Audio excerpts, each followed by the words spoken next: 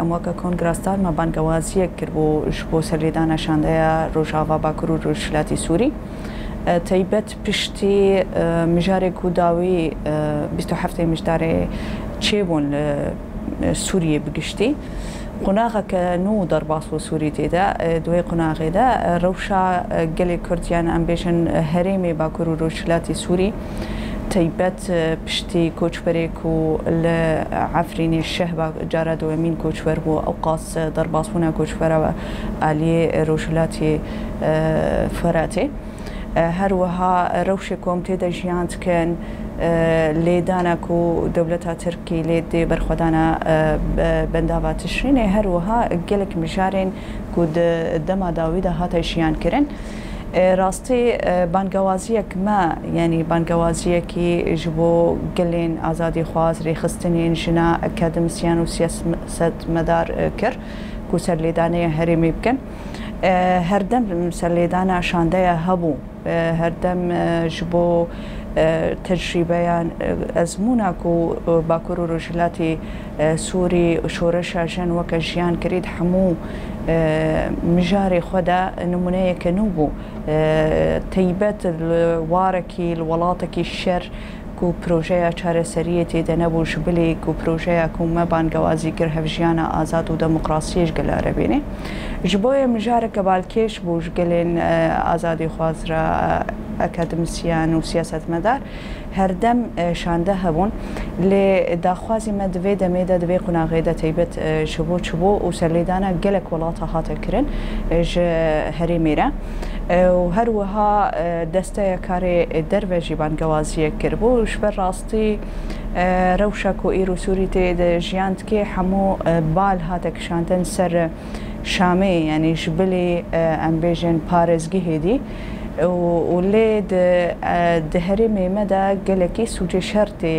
çêkirin û herwiha em bêjin êrişê dewleta Tirk bi komên wê bi navê artêşa Sûriya Azad herdem ser herêmê hebû heta roja îro ku zêdetirî 55 roja berxwedana li bendava Tişrînê ku me gelek qurbanî jî dan herwiha lêdana ku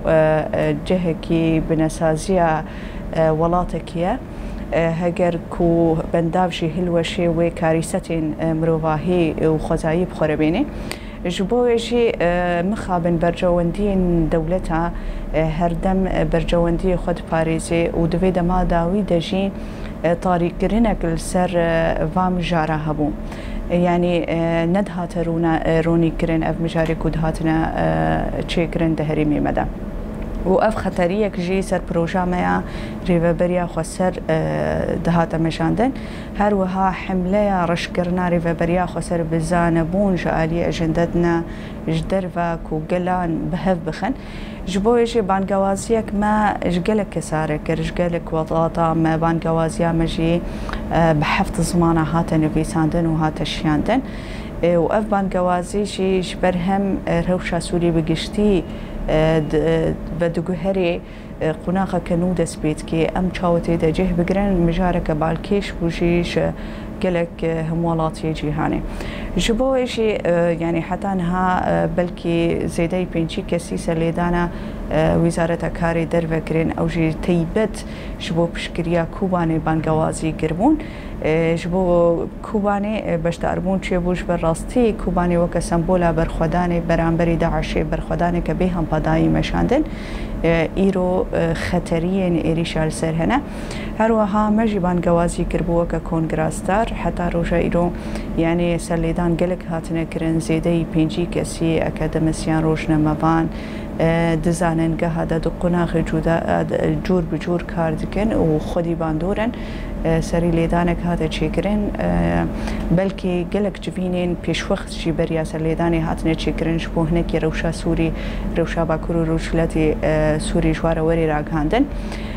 armancî me ji bo vê bangewaziyê ew bû ku rastî rewşa em îro jiyan dikin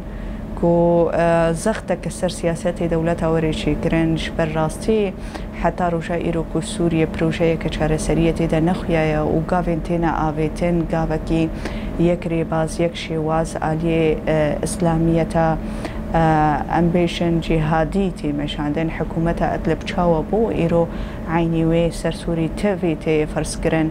بێ پاراستنا مافێژن بێ پاراستنا مافێ پێک هاتەیەونەتەوە ئێرۆ پرێژەیەمەیە چارەسەری ڕاستی وێ چارەسەریەش گشتی سووریرە بینێ و حتا مێدیعاتکەنش بۆ ڕۆژهێلاتە ناوین ji bo wê jî da em zêdetir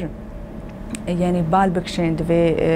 rewşê de ku ev proje numuneya çareseriye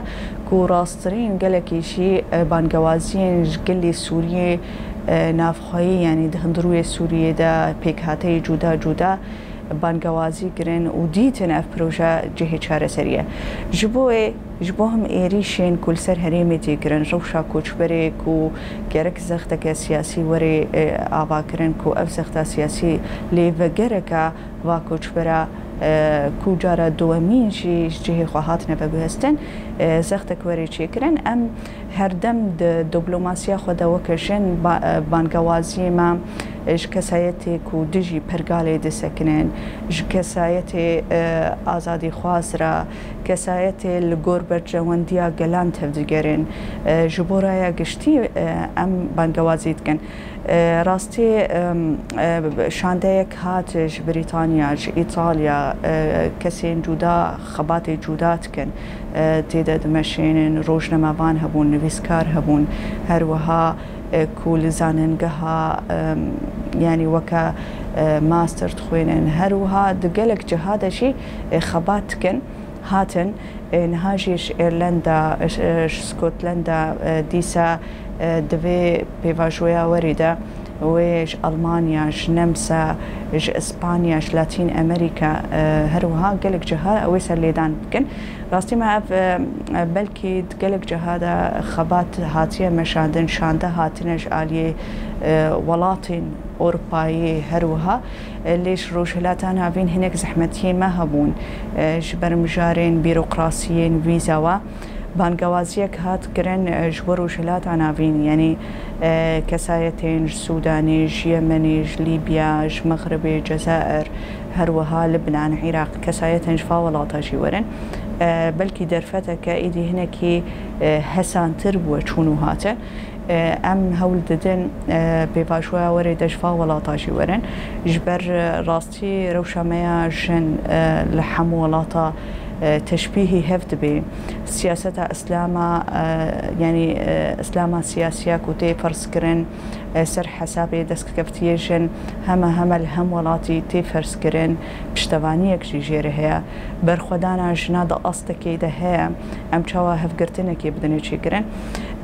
خباتی کو ام دینا مشاندن هاتنا شانده نتنیج بو دمکیه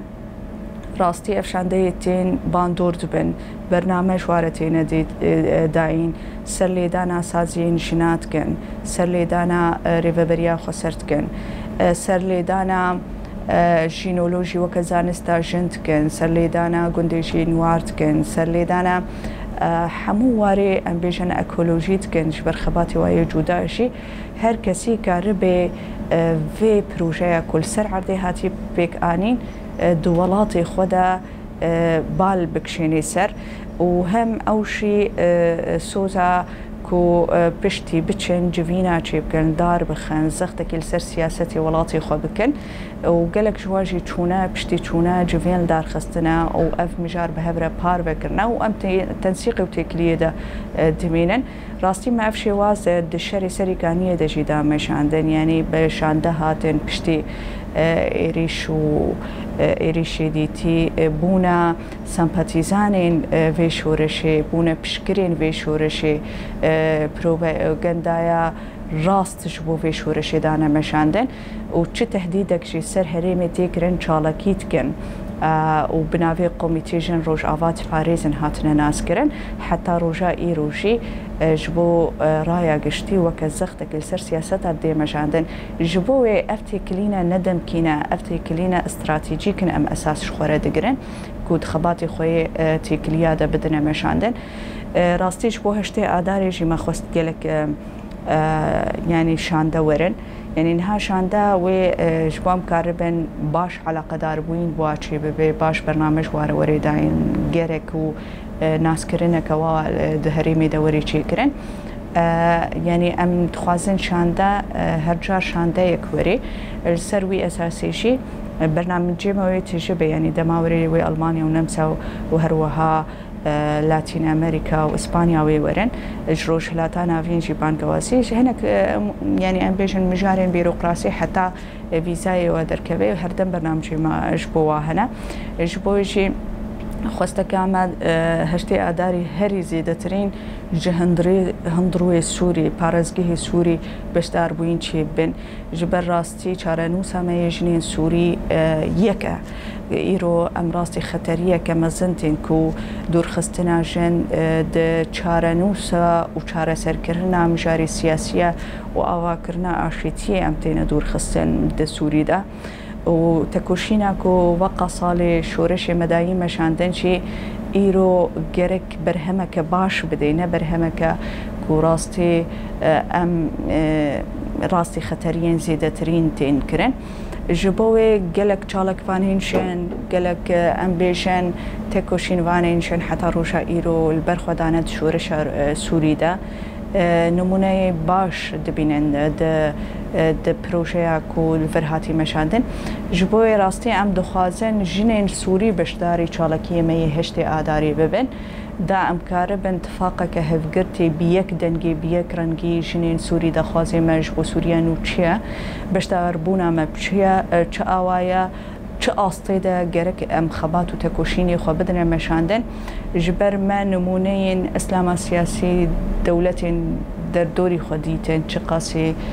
آستان کدبن بلکه نها يعني هناكي امبيشن دا آستنا بچوك دا برياري سرجن دگرن لی روجانا